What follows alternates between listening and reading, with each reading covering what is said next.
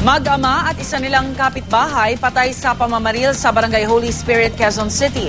Posibleng may kinalaman ng krimen sa pagiging dating asset ng mga pulis ang isa sa mga napatay. Narito ang report ni Oscar Oida.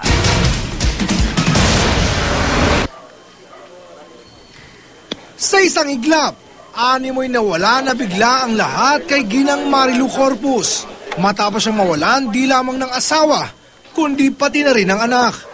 Ito ay nang paulanan sila ng bala ng mga di pa nakikilalang suspect sa may panilokaan ng Santo Rosario at St. Paul Street sa may Barangay Holy Spirit sa Quezon City. Tinatiyang pasado alas 12 ng hating gabi, nagkikwentuhan daw ang asawa ni Marilu na si Fernando at ang anak nilang si Fernan, kasama pa ang kapitbahay na kinilala sa pangalang Simplicio Yoma Jr. Kasama ho ni Mr. Fernando yung anak niyang isa, si Fernan, at saka yung kamag-anak nilang si Simplicio Yoma. Tapos tumating po yung mga suspect, bigla po silang pinagbabaril. Dalawang mga nakamotor. Hanggang ngayon hindi pa po sila nakikilala. Matapos ang pamamaril, dali-dali umanong sumibat ang mga suspect, lula ng motorsiklo. Naiwan sa crime scene ang sangkatutak na basyo ng mga bala.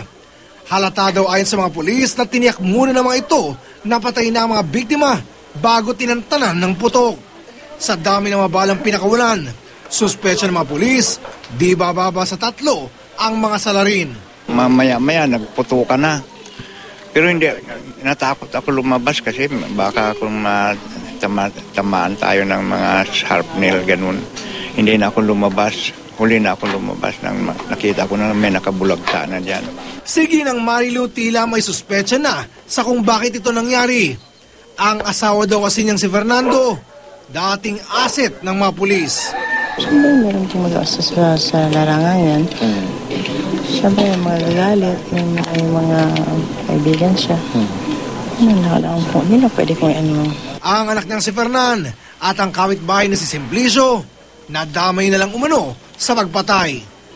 Dahil sa pahig na yan ayon sa mga pulis, malamang-lamang daw ay sa anggulong ito sa sentro ang takbo ng investigasyon. Ito ng balita sa Quezon City, Oscar Oida reporting.